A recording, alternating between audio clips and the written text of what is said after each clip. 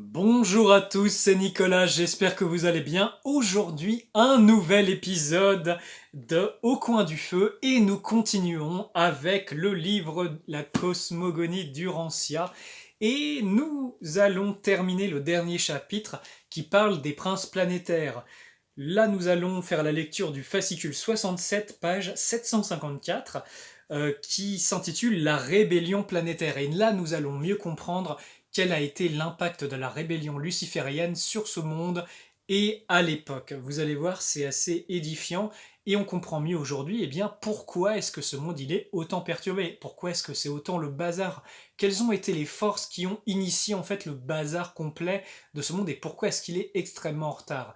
Donc je pars du principe, je fais ces vidéos parce que je pars du principe que quand on a la connaissance de ce qui s'est passé, on peut beaucoup mieux se prévenir et avoir du discernement par rapport à ce qui se passe tant bien même aujourd'hui et quelles sont les forces en jeu.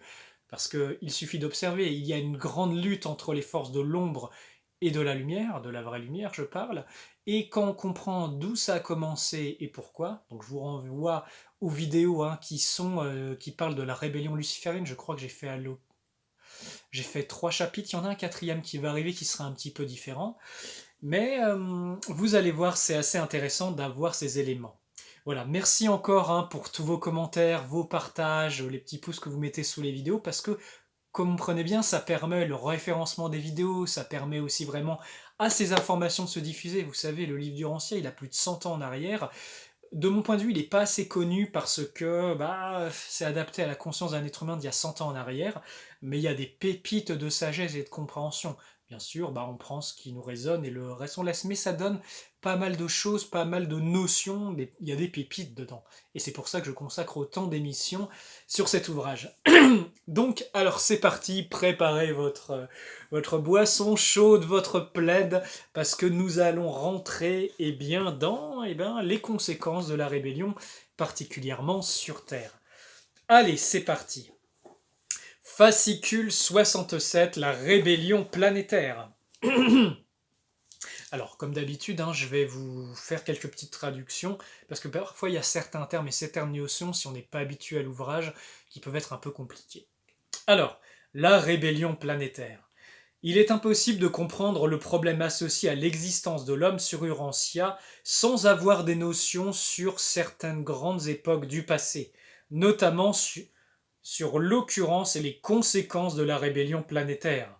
Bien que ce soulèvement n'ait pas eu de conséquences sérieuses sur le progrès de l'évolution organique, il modifia notamment le cours de l'évolution sociale et du développement spirituel.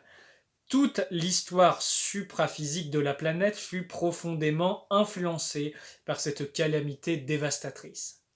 Chapitre 1. La trahison de Caligasta. Alors Caligasta, souvenez-vous, c'était le prince planétaire d'Urantia, de notre planète, qui a suivi la rébellion luciférienne et ça a mis le bazar. Voilà, je vous renvoie aux autres vidéos sur les princes planétaires. Petit 1, la trahison de Caligasta. Caligasta avait eu la charge d'Urantia depuis 300 000 ans lorsque Satan, l'assistant de Lucifer, fit l'une de ses visites d'inspection périodique. Quand Satan arriva sur la planète, son aspect ne ressemblait en rien à vos caricatures de son infâme majesté. Il était, et il est toujours, un fils lanonadec d'un grand éclat, et ce n'est pas étonnant car Satan lui-même était une brillante créature de lumière. Au cours de cette inspection, Satan informa Caligasta de la déclaration de liberté que Lucifer proposait alors de faire, et ainsi que nous savons maintenant, le prince tomba d'accord pour trahir la planète dès que la rébellion serait annoncée.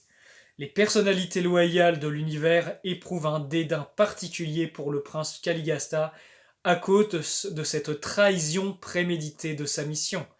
Le Fils créateur exprime même ce mépris lorsqu'il dit « Tu ressembles à ton chef Lucifer et tu as perpétué son iniquité d'une façon coupable. » Il fut un falsificateur dès qu'il commença à s'exalter lui-même parce qu'il ne demeurait pas dans la vérité. Dans tout le travail administratif d'un univers local, nulle haute mission de confiance n'est jugée plus sacrée que celle d'un prince planétaire qui assume la responsabilité du bien-être et de la direction des mortels évolutionnaires sur un monde nouvellement habité. De toutes les formes du mal, aucune n'a d'effet plus destructeur sur le statut de la personnalité que l'abus de confiance et de la déloyauté envers des amis confiants. En commettant délibérément ce péché, Caligasta faussa si complètement sa personnalité que son mental ne fut plus jamais pleinement capable de retrouver son équilibre. Donc cette trahison lui a causé dans son monde intérieur de la folie. Et ça, bon, il l'explique un peu plus tard. Il existe de nombreuses façons d'envisager le péché, mais du point de vue philosophique universel, le péché est le comportement d'une personnalité qui réside sciemment à la réalité cosmique, qui résiste sciemment à la réalité cosmique. On peut considérer l'erreur comme une fausse conception et comme une déformation de la réalité. Le mal est une réalisation incomplète des réalités universelles ou un ajustement défectueux de ces dernières. Mais le péché est une résistance intentionnelle à la réalité divine, un choix conscient de s'opposer au progrès spirituel. Tandis que l'iniquité consiste à défier ouvertement et avec persistance la réalité reconnue, elle représente un tel degré de désintégration de la personnalité qu'elle frise la démence cosmique. C'est ce que je vous disais juste avant. Donc la folie est d'une certaine façon un manque d'unification à Dieu, un rejet des lois universelles et cosmiques, parce que ça crée une dissociation forte, voire même une fragmentation.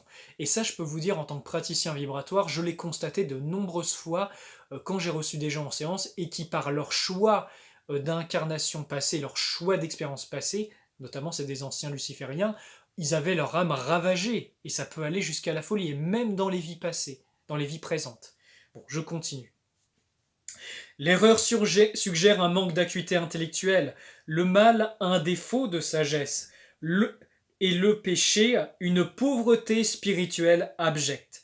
Mais l'iniquité dénote que le contrôle de la personnalité est en voie de disparaître. Le contrôle de la personnalité, les amis, vous vous rendez compte, c'est-à-dire la personne n'est plus en mesure de se contrôler elle-même. Elle est dominée par ses pulsions et non plus par l'intelligence et la sagesse. Et vous savez, dans notre société actuelle, les gens, comme ils sont en perdition la plupart du temps, qu'ils ont perdu cette connexion au divin, que le matérialisme et le manque de foi et de religion intérieure, je parle de reliance au divin, ça crée toutes ces folies de notre génération. C'est pour ça qu'il y a plein de jeunes qui sont perdus, ils ne savent même plus de quel sexe ils sont, ils ne savent même plus, ils n'ont plus de repères. Mais ça, c'est les résultats d'une dissociation avec le divin. C'est le mot de notre société actuelle. Bon, je continue, excusez-moi. Hein. Allez, quand le péché a tant de fois été choisi et si souvent répété, il peut devenir une habitude. Les pécheurs impénitents peuvent facilement devenir iniques et se rebeller de tout leur être contre l'univers et toutes les réalités divines. Alors que toutes les formes de péché peuvent être pardonnées, nous doutons qu'un être inique confirmé puisse jamais éprouver de regrets sincères pour ses méfaits ou accepter le pardon de ses péchés. Eh bien, vous savez quoi ? Le satanisme de la religion satanique a vraiment cette caractéristique de ne pas pouvoir se remettre en question. Ça empêche, ça c'est Marc Passio, qui a été un prêtre de l'église de Satan pendant 30 ans, qui en est revenu et qui explique la force satanique, c'est ce qui t'empêche de dire j'ai eu tort, j'avais tort.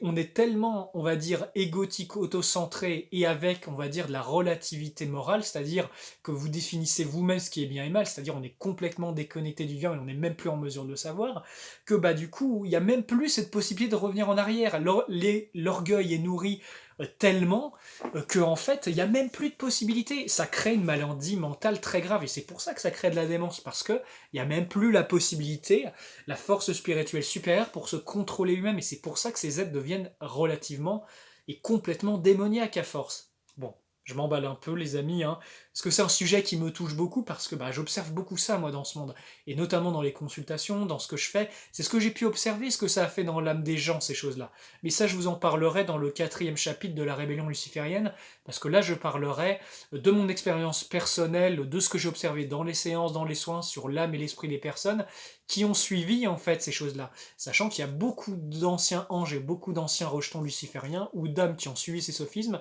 que je reçois en séance, et on répare les les conséquences désastreuses d'avoir choisi ça. Vous ne vous rendez pas compte à quel point ça détruit l'âme et la personnalité des gens. Allez, je continue, j'arrête de parler, j'arrête de parler un peu, j'essaie de pas trop faire de digression. Chapitre 2, le début de la rébellion.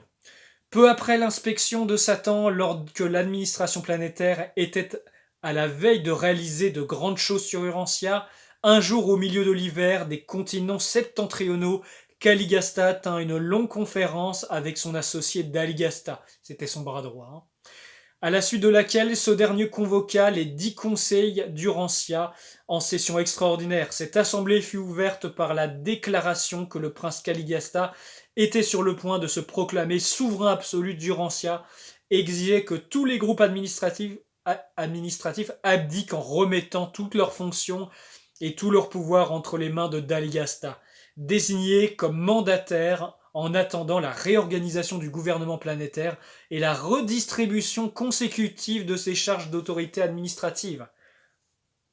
Donc c'est un nouveau gouvernement qui est en train de se former selon les sophismes lucifériens, donc plus selon les lois divines.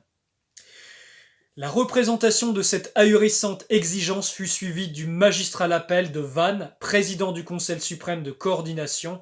Cet éminent administrateur et juriste de talent stigmatisa la proposition de Caligasta en la dénonçant comme un acte frisant la rébellion planétaire. Il conjura ses collègues de s'abstenir de toute participation tant que l'on n'aurait pas interjeté l'appel auprès de Lucifer, souverain du système de Satania. Il obtint l'appui de l'état-major tout entier. En conséquence, un appel fut fait à Jérusalem, c'est le monde siège du système de Satania. Alors, nous sommes dans l'univers local de Nébadon, donc il est dans la constellation. Je vais pas dire de conneries, attendez, c'est marqué dans le livre. Mais en gros, dans cet univers local de Nébadon, il y a un des systèmes qui s'appelle le système de Satania. Son monde, on va dire, son quartier général, c'est Jérusalem. Et notre planète Urantia fait partie de cette constellation et de cet univers local qui lui-même fait partie du super univers d'Orvonton qui a un cycle d'apprentissage sur la miséricorde. Bon bref, voilà. Allez, je continue.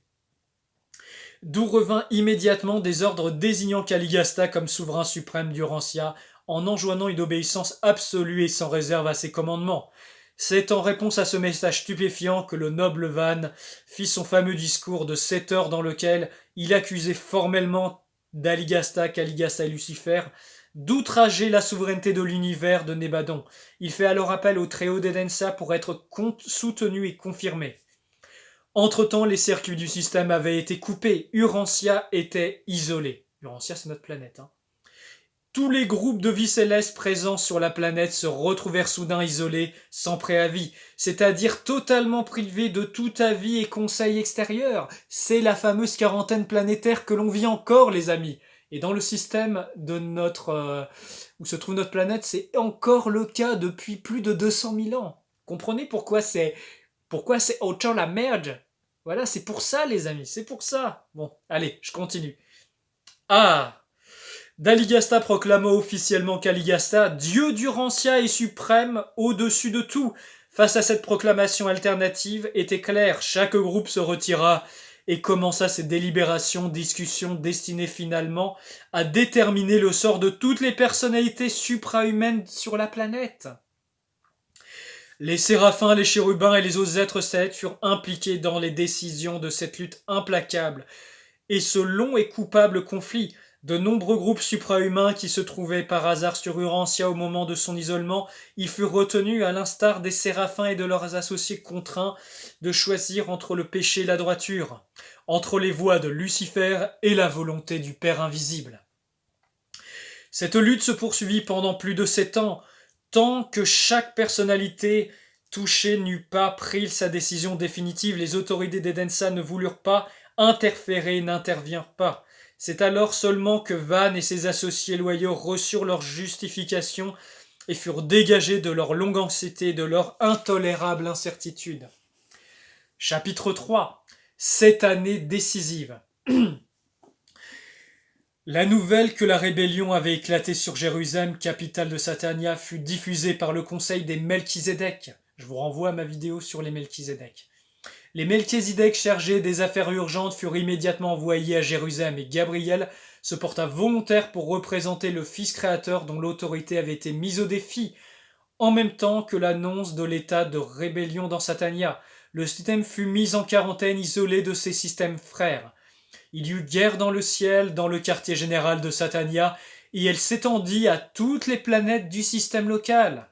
Sur Urantia, 40 membres de l'état-major corporel des 100, y compris Van, refusèrent de se joindre à l'insurrection. De nombreux assistants humains modifiés et autres de l'état-major furent également de nobles et braves défenseurs de Michael et du gouvernement de son univers. Il y eut une terrible perte de personnalité parmi les séraphins et les chérubins. Près de la majorité des séraphins administratifs et des séraphins provisoires attachés à la planète firent cause commune avec leur chef et avec Daigasta pour défendre la cause de Lucifer. 40 119 médians primaires se joignirent à Caligasta, mais les autres restèrent fidèles à leur mission. Il me semble qu'il y en avait 50 000 des médians primaires, donc il y en a beaucoup qui ont chuté. Et certains sont encore actifs autant que je me rappelle sur Terre. Le prince Félon rassembla les médians déloyaux et d'autres groupes de personnalités rebelles et organisa pour exécuter ses ordres, tandis que Van rassemblait les médians loyaux et d'autres groupes fidèles, et commençait la grande bataille pour sauver l'état-major planétaire et les autres personnalités célestes bloquées sur Urantia. Durant la lutte, les loyalistes installèrent dans un établissement peu protégé et sans rempart situé à quelques kilomètres à l'est de Dalmatia. C'est le quartier général du prince planétaire, là où il y avait l'éducation. C'était un centre planétaire majeur. Mais leurs habitations étaient gardées jour et nuit par les médians loyaux, toujours vigilants et attentifs, et ils avaient en leur possession l'inestimable arbre de vie. Lors de l'éclatement de la rébellion, des chérubins et des séraphins loyaux, aidés de 3 médians fidèles, assurèrent la garde de l'arbre de vie et permirent seulement aux 40 loyalistes de l'état-major et à leurs associés humains modifiés d'avoir accès aux fruits et aux feuilles de cette plante énergétique. Ben oui, parce qu'elle conférait la vie éternelle à ces créatures. Ces andonites modifiés associés à Van étaient au nombre de 56. 16 des assistants andonites de l'état-major déloyal refusant de suivre leur maître dans la rébellion. Au long des 7 années décisives de la rébellion de Caligasta, Van se consacra totalement à prendre soin de son armée loyale d'hommes, de médians et d'anges. La clairvoyance spirituelle et la constance morale qui permirent à Van de conserver cette attitude inébranlable de loyauté envers le gouvernement de l'univers étaient le produit d'une pensée claire, d'un raisonnement sage, d'un jugement logique, d'une motivation sincère, d'un but désintéressé, d'une loyauté intelligente, d'une mémoire expérientielle, d'un caractère discipliné et d'une personnalité consacrée sans réserve à faire la volonté du Père paradisiaque. Ces 7 années d'attente furent un temps d'examen de conscience et de discipline de l'âme. De pareilles crises dans les affaires de l'univers démontrèrent la prodigieuse influence du mental comme facteur de choix spirituel. Éducation, formation et expérience sont des facteurs qui entrent dans la plupart des décisions vitales de toute créature morale évolutionnaire.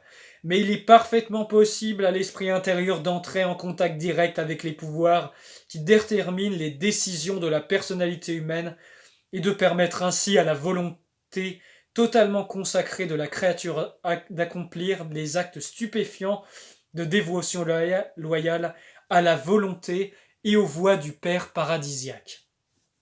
C'est précisément ce qui arriva dans l'expérience d'Amadon, associé humain modifié de Van. Amadon est le héros humain le plus remarquable de la rébellion luciférienne. Ce descendant mâle d'Andon et Fonta, ce sont un petit peu les premiers prototypes d'êtres humains avant l'arrivée des 5 races sanguiniques de couleur, puis ensuite des races adamiques. Enfin, voilà. Dans le livre d'Urantia, il y a des chapitres entiers consacrés à ça. Je ne vais pas en faire la lecture, mais je vous les recommande. Alors, donc, il fut l'un des 100 mortels qui avaient apporté leur plasma vivant à l'état-major du prince, et il ne cessa pas depuis cet événement d'être attaché à Van à titre d'associé et d'assistant humain. Amadon choisit de rester aux côtés de son chef pendant toute cette longue lutte éprouvante. Ce fut un spectacle inspirant de voir cet enfant de race évolutionnaire demeurer insensible au sophisme de Daigasta, tandis qu'au cours des 7 années de la lutte, lui et ses associés résistant avec une fermeté inébranlable à tous les enseignements trompeurs du brillant Caligasta. Caligasta, avec un maximum d'intelligence et une vaste expérience des affaires de l'univers, s'égara.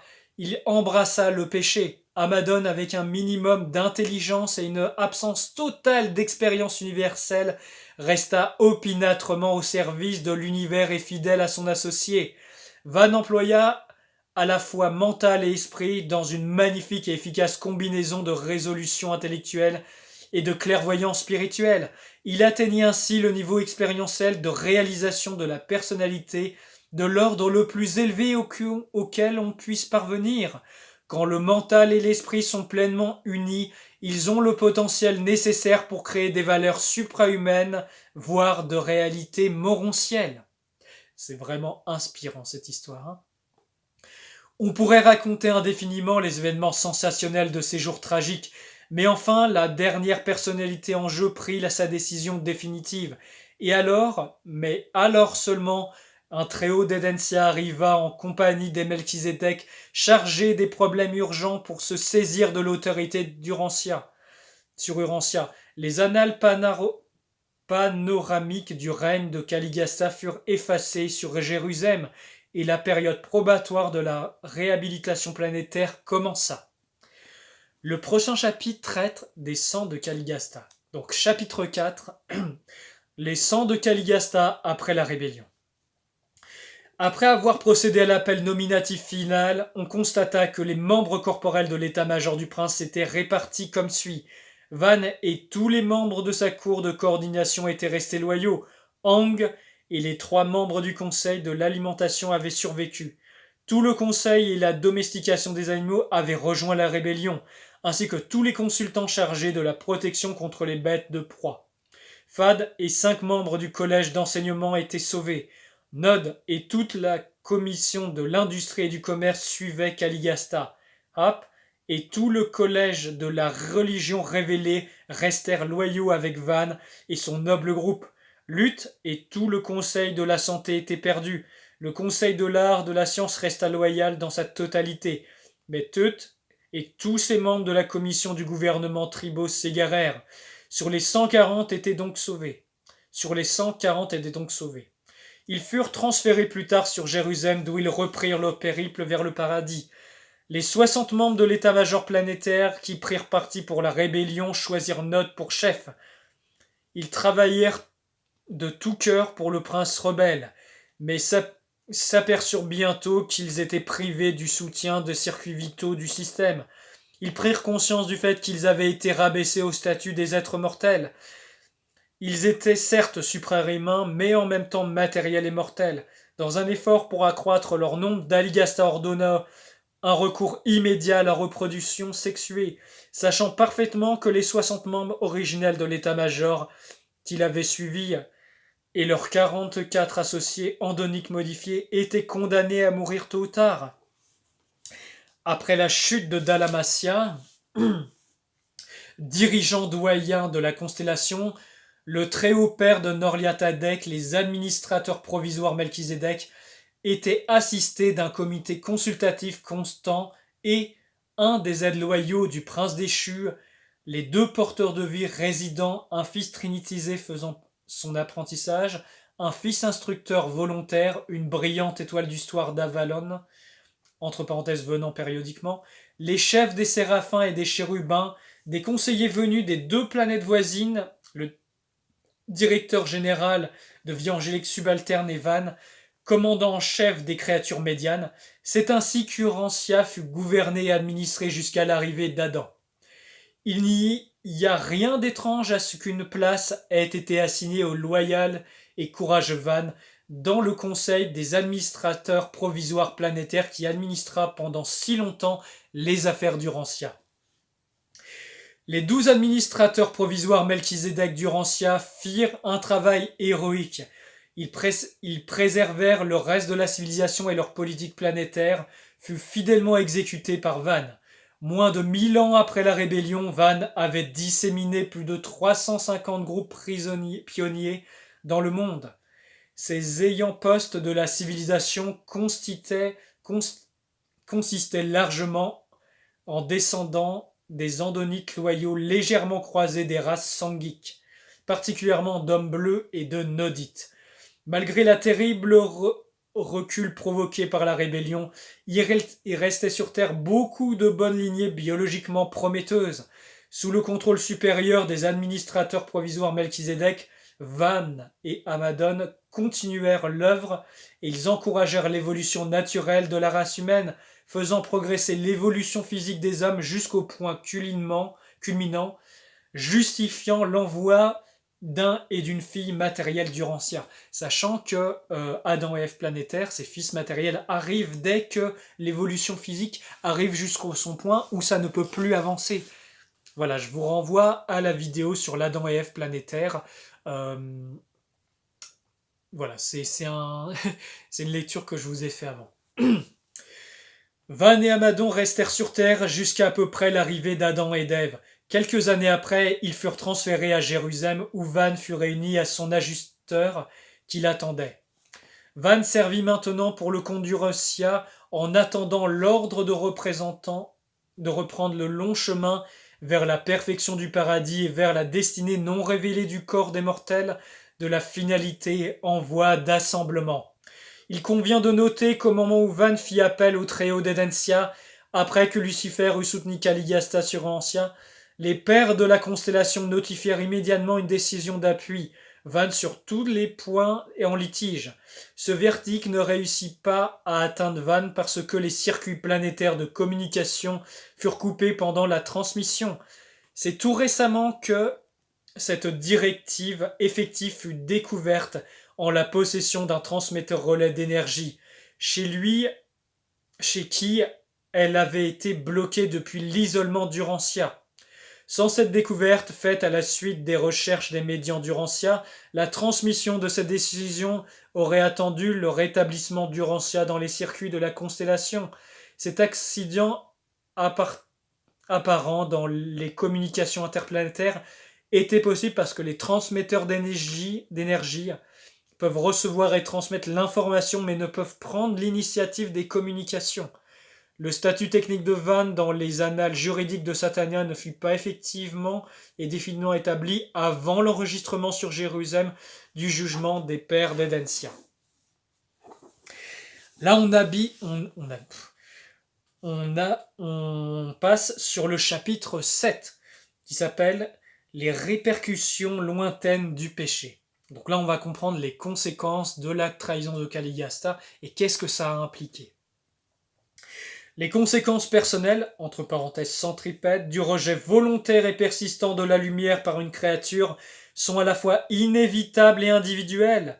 Elles n'intéressent que la déité et la créature en question. Cette récolte inquiétante, destructrice de l'âme, est la moisson intérieure de la créature volitive unique. Il n'en est pas de même pour les répercussions externes du péché. Les conséquences impersonnelles, entre parenthèses centrifuges, du péché commis sont inévitables et collectives et touchent toutes les créatures qui opèrent dans la zone affectée par les événements. 50 000 ans après l'effondrement de l'administration planétaire, les affaires terrestres étaient si désorganisées et retardées que les races humaines avaient très peu gagné par rapport au statut évolutionnaire général existant au moment de l'arrivée de Caligasta. 350 000 ans auparavant. À certains égards, des progrès avaient été accomplis, à d'autres, beaucoup de terrain avait été perdu. Le péché n'est jamais purement localisé dans ses effets. Les secteurs administratifs de l'univers sont des organismes. La condition d'une personnalité doit, dans une certaine mesure, être partagée par tous. Le péché étant une attitude de la personne vis-à-vis de la réalité, il est destiné à faire paraître sa moisson inhérente négative sur tous les niveaux connexes de valeurs universelles. mais les pleines conséquences des idées erronées, des mauvaises actions ou des projets entachés de péché sont subies seulement au niveau de l'accomplissement proprement dit.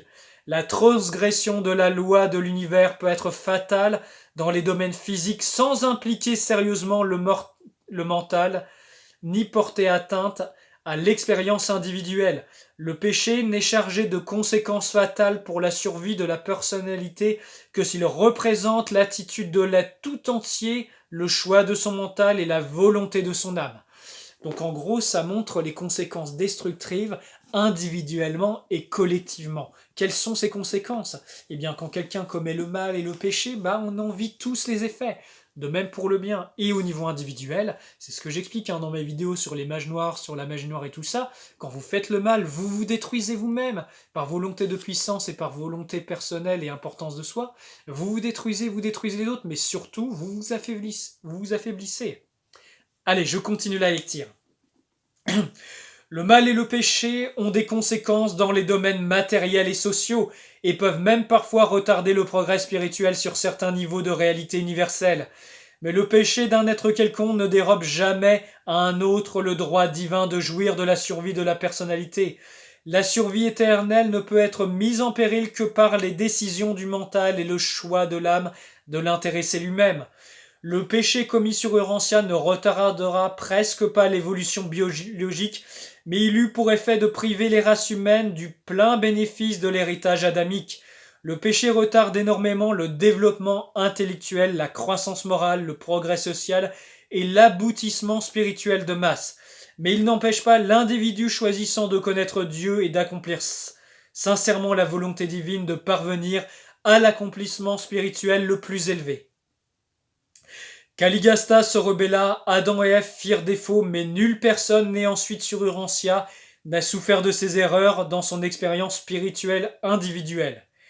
Tous les mortels nés sur Urantia depuis la rébellion de Caligasta ont été quelque peu pénalisés dans le temps, mais le bien-être futur de leur âme n'a jamais été le moins du monde compromis dans l'éternité. Nul ne subit jamais une privation spirituelle essentielle à cause du péché d'autrui. Le péché est pleinement personnel pour ce qui est de la culpabilité morale ou des conséquences spirituelles, nonobstant les profondes répercussions dans le domaine social, intellectuel et administratif. Nous ne pouvons sonder la sagesse qui permet de telles catastrophes, mais nous pouvons toujours discerner les effets bénéfiques de ces troubles locaux quand ils se reflètent sur l'ensemble de l'univers. Chapitre 8, les amis, on s'accroche, on recharge notre tisane et on continue l'aventure. 8. Le héros humain de la rébellion. Bien des êtres courageux s'opposèrent à la rébellion de Lucifer sur les divers mondes de Satania, virent Amadon comme le caractère le plus remarquable de tout le système à cause de sa glorieuse résistance au raz-de-marée de la sédition et son inébranlable dévotion à Van. Je tourne la page. On arrive à la fin du fascicule, les amis. Tous deux inflexibles dans leur loyauté envers la suprématie du Père invisible et de son Fils matériel. Au moment où se reproduisit ces événements mémorables, j'occupais un poste sur Edencia et j'ai toujours conscience de la profonde joie que j'éprouve en prenant connaissance des messages de Salvington qui nous rapporte jour après jour l'incroyable opiniâtreté, la dévotion transcendante et la merveilleuse loyauté de ce descendant jadis à moitié sauvage de la branche originale et expérimentale de la race andonite. Edencia jusqu'à Userva en passant par Salvington pendant 7 longues années, la première question de tous les êtres célestes survenus au sujet de la rébellion de Satania était encore et toujours: que devint Amadon d'Urantia? Tient-il toujours bon? Si la rébellion de Lucifer a handicapé le système local de ces mondes déchus, la perte de ses fils et de ses associés égarés a freiné temporairement le progrès de la constellation de Norliatadek. Considérez par contre l'effet produit par l'immense retentissement de la conduite inspirante de cet unique enfant de la nature et du groupe résolu de ses 143 camarades qui luttèrent inébranlablement pour les concepts les plus élevés de gestion de l'administration de l'univers contre la formidable pression adverse exercée par leurs supérieurs déloyaux. Permettez-moi de vous assurer que cet exploit a déjà fait plus de bien dans l'univers de Nébadon et le super-univers d'Orvonton, et pèse davantage dans la balance que la totalité du mal des malheurs créés par la rébellion de Lucifer. Toutes ces aventures éclairent magnifiquement et d'une certaine manière émouvante la sagesse du plan universel du Père pour mobiliser le corps de la finalité des mortels du paradis, recruter en grande partie ce vaste groupe de mystérieux serviteurs de l'avenir dans l'argile commune des mortels en progressions ascendantes, précisément des mortels semblables à l'inébranlable Amadon, présenté par un Melchizedek de Nébadon. Et bien là, vous voyez que même un mortel modifié du royaume qui œuvrait, sachant que les races mortelles à l'époque n'étaient beaucoup moins évoluées, il n'y avait pas encore eu le bénéfice du sang adamique qui coule dans les veines de l'humanité, comme nous on peut encore avoir à notre époque. Eh bien, vous vous rendez compte, même une jeune âme qui n'a pas d'expérience universelle comme pouvait l'avoir le prince planétaire, c'était une expérience incroyable. Eh bien, vous vous rendez compte, il a tenu tête à la rébellion luciférienne en tant qu'humble mortel du royaume, et il a tenu tête face à cette grande rébellion et l'organisation inique de Lucifer et Caligasta. C'est énorme. Eh bien, je pense que cette histoire, les amis, peut grandement nous inspirer, notamment par rapport à la période actuelle. On voit bien par quoi sont pris les gouvernements, quel est l'ordre mondial établi, c'est profondément satanique et luciférien. Il y a les forces de la lumière qui agissent même dans ces mondes, mais comprenez bien les exemples comme ça s'est passé par le passé de ces héros humains et supra-humain est exemplaire face à l'adversité. On voit que le triomphe de la vérité et des forces universelles vient à bout du mal et a des répercussions positives dans l'éternité. Voilà les amis, eh bien on a terminé ce fascicule. Voyons, qu'est-ce qu'il y a d'autre ? C'est passionnant, il y a tellement de choses dans cet ouvrage. Alors, je précise, le livre La Cosmogonie d'Urantia, vous pouvez le trouver sur Amazon, c'est un gros pavé de 2500 pages, il est accessible, il doit être à 50 €, un truc comme ça. Vous y trouverez des foules d'informations. Moi, je ne fais que des lectures d'extraits, je ne vais pas vous lire de A à Z, parce que c'est à vous de fouiller dedans. Mais par contre, vous pouvez être sûr que je vais faire la lecture de certains passages qui peuvent vraiment inspirer les générations présentes et futures, et peut-être aussi rendre cet ouvrage plus accessible. Souvenez-vous, tout n'a pas été révélé dans ce livre, il est accessible à la conscience d'un être humain d'il y a 100 ans en arrière, mais il y a des pépites de sagesse incroyables qui nous permettent de comprendre ce qui s'est passé et qu'est-ce qu'on vit comme conséquence dans le présent. Les amis, prenez soin de vous et à la prochaine pour de nouvelles aventures.